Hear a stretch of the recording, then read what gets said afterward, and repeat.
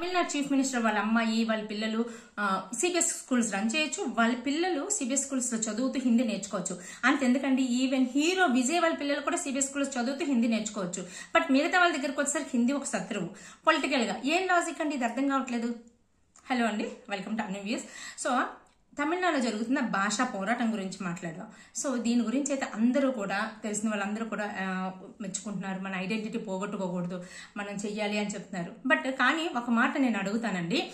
So ఇది ఎంతవరకు genuine గానే అక్కడున్న తమిళియన్స్ అందరూ కూడా మాకు తమిళ్ తప్ప ఇంకేం వద్దు, మేము తమిళ్ ఒకటే నేర్చుకుంటే, తమిళ్ ఇంగ్లీష్ తప్ప మేమేం నేర్చుకోము, ఎస్పెషల్లీ హిందీ అంటే మేము చాలా హేట్రేట్ గా ఉన్నాము, మాకు నచ్చలేదు అని చెప్పి తమిళనాడులో ఉన్న జనాలు అందరూ కూడా అలానే ఉన్నారా?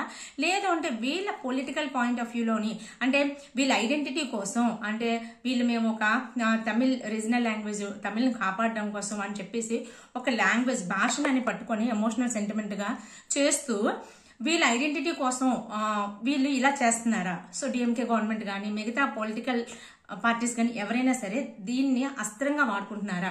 సో దీని గురించి అండి ఈ వీడియో.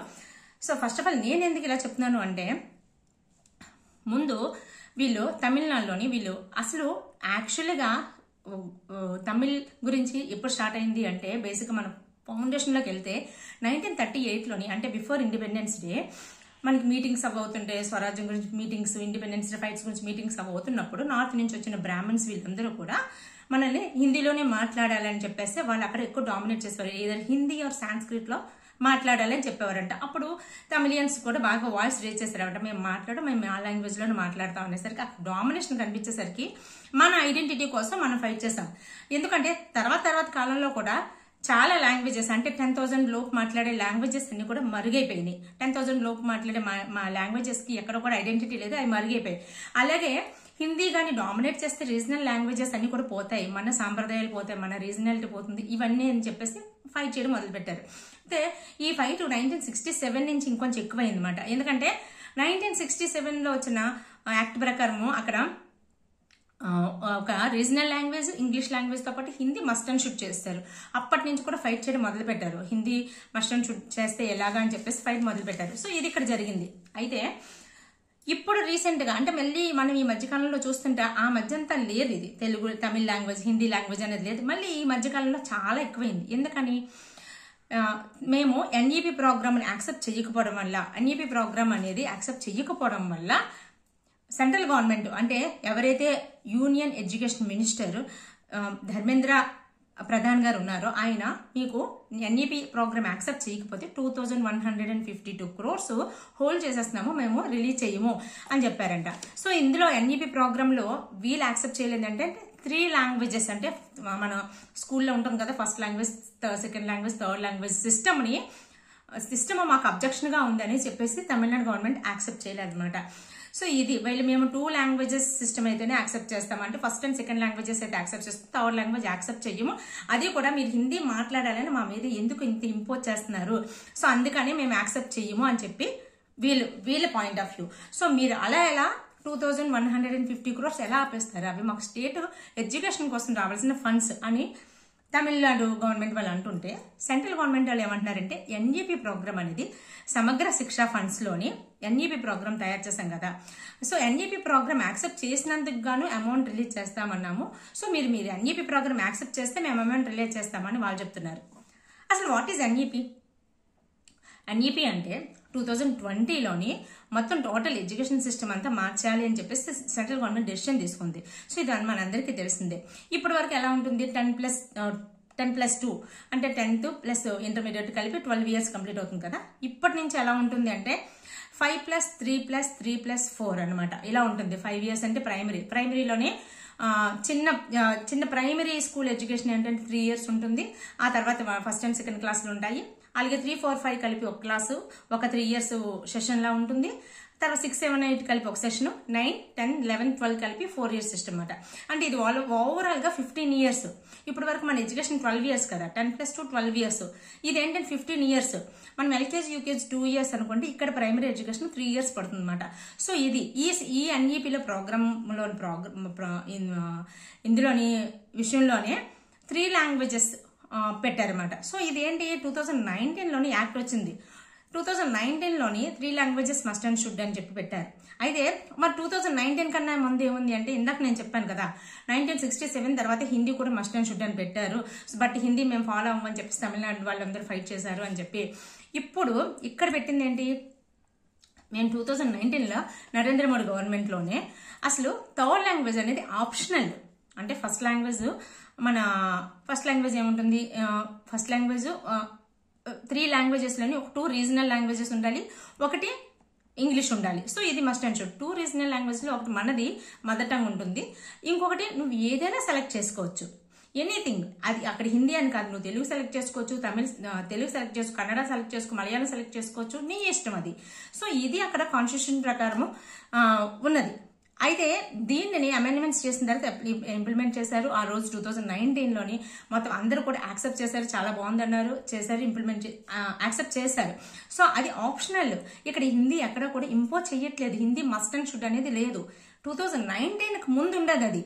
సో అప్పుడు ఫైట్ చేయడం వేరు. ఇప్పుడు మారిపోయిన తర్వాత కూడా దాన్నే భూతద్దంలో చూపించి నీ పొలిటికల్గా మీరు పవర్ సంపాదించుకోవడం కోసం వేరే పార్టీ కన్నా మీ పార్టీ తమిళ్లో ఉన్న భాషా అభిమానాన్ని ఇంకా పెంచాలి అనే ఉద్దేశంతో మీ పొలిటికల్ యాంగిల్తో పిల్లల ఎడ్యుకేషన్ సిస్టమ్ మీద కూడా ఇంపాక్ట్ చేయడం ఎంతవరకు కరెక్ట్.